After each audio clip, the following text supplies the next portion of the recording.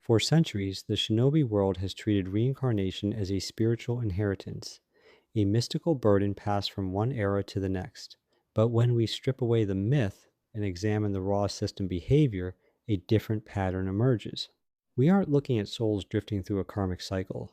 We're looking at a concurrency error, two processes attempting to execute the same legacy file. The pure world isn't a nebulous afterlife.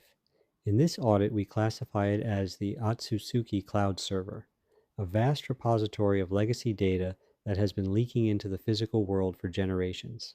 This brings us to our core thesis. Reincarnation is not a rebirth. It is a metadata overlay, a KarmaBeta protocol, a persistent background executable that refuses to terminate.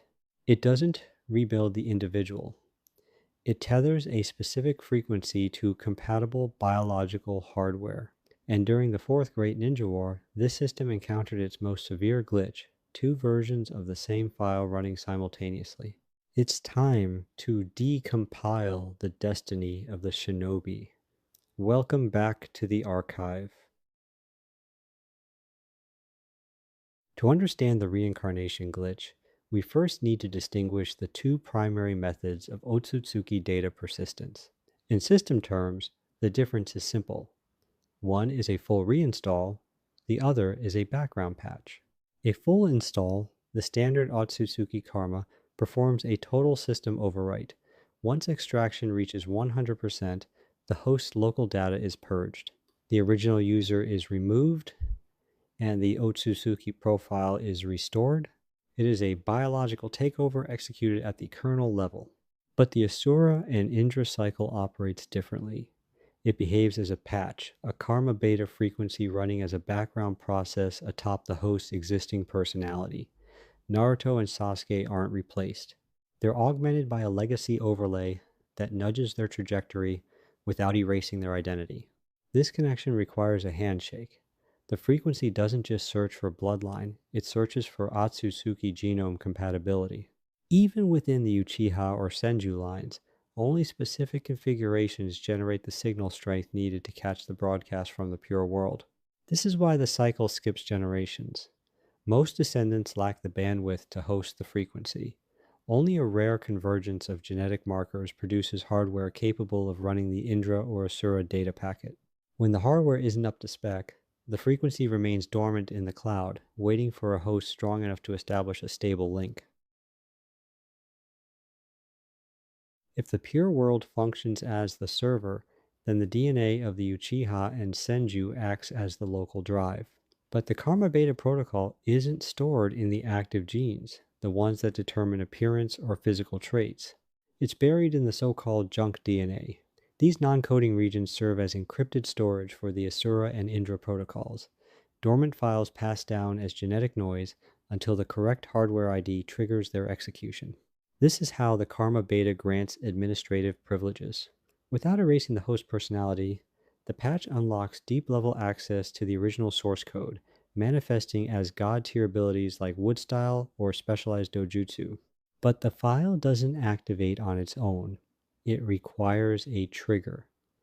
This biological backup is hard-coded to respond to environmental stressors. In a world shaped by conflict, trauma becomes the run command for the KarmaBeta. It's a subconscious transfer. Indra and Asura didn't need to understand the technology. Their Otsutsuki biology ensured the source code would persist. Even as the lineage branched and diluted, the drive to survive remained anchored in the blood. The legacy isn't a myth, it's a driver, a dormant program waiting centuries for hardware capable of carrying the load. During the Fourth Great Ninja War, the system experienced a full-scale back-end anomaly. For the first time, we witnessed the duplicate UID problem in real time, two versions of the same soul packet occupying the same physical space. To understand why reality didn't collapse, we need to distinguish virtualization from live streaming. Edo Tensei, Hashirama, and Madara aren't re-downloaded souls. They are read-only virtual images, snapshots mounted onto temporary hardware. Meanwhile, Naruto and Sasuke function as the active system processes the current live-streamed execution of the Asura and Indra frequency. One is a legacy image, the other is the running program. Think of it as running a legacy app in a compatibility window while the v2.0 update is already active on the desktop. The pure world recognizes the Edo Tensei as a static file being accessed, but it identifies the reincarnates as the primary users. This is why the system doesn't trigger a conflict shutdown. The legacy snapshot lacks write permissions. It cannot alter the future. Only the live update can modify the final source code. One is a ghost in the machine, the other is the machine. The Fourth War wasn't just a battlefield. It was a stress test of the world's back end, proof that the past and present can coexist as long as one of them remains a simulation. Before we finalize the audit, we need to address the existing logs. The community has attempted to patch these inconsistencies for years, but most explanations fall short of a full system recovery. Let's debug the three most common theories. Theory A claims reincarnation is simply a cluster of sentient chakra trailing behind the soul. The audit, incomplete. Raw energy alone can't grant administrator permissions. It can't give a non-senju access to wood style or unlock dormant dojutsu. This isn't fuel. It's a data overlay. Theory B argues that the cycle undermines Naruto's underdog story, that fate carried him to victory. The audit corrected. The Asura file is a force multiplier, not the source code of his effort. Naruto didn't win because of the file. He won because he was the first user to rewrite the script instead of blindly executing the combat directive. Theory C leans on spiritual dual existence, the idea that souls can simply manifest in two places. The audit UI error. That's a front-end explanation for a back-end problem. The virtual drive versus live stream model provides a mechanical, repeatable framework for the Fourth War glitch without relying on metaphysics. We're not here for mysticism. We're here for mechanics. When these legends are treated as data packets, the inconsistencies dissolve, and the logic of the Narutoverse stabilizes. Now that we've cleared the cache of outdated theories, we can examine the inevitable conclusion, the end of the cycle itself. Every system has a shelf life, and while the cycle of Indra and Asura feels eternal, the data suggests we are witnessing the final stages of protocol entropy. We classify this as genetic packet loss. Each generation that drifts from the root families dilutes the Otsutsuki genome. The biological key required to unlock the pure world's data is losing its shape. Observe the signal decay. Earlier manifestations produced high-fidelity physical constructs capable of reshaping the world. By the current era, the frequency struggles to maintain that density, relying on chakra shrouds rather than permanent biological transformation. Eventually, the system will hit a timeout. The human genome will thin to the point where it can no longer handshake with the cloud server. The Asura.exe file will attempt to ping a host and find no compatible hardware IDs. This is the quiet end of Destiny, not a dramatic finale, but an incompatibility error.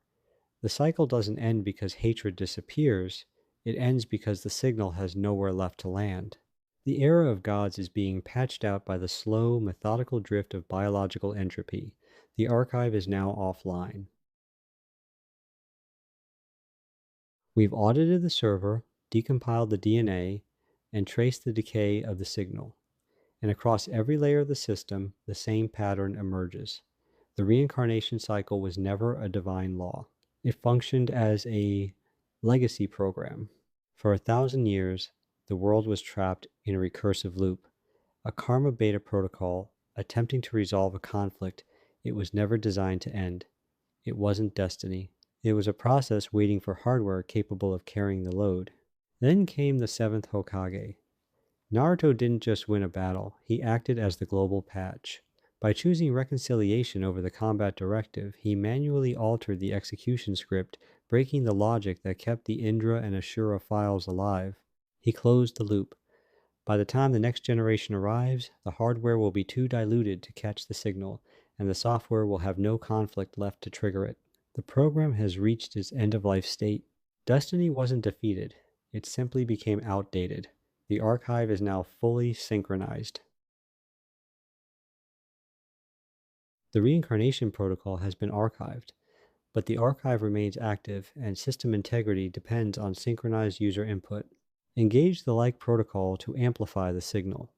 Request continued access by subscribing, and activate the notification bell to register your verification key for the next audit.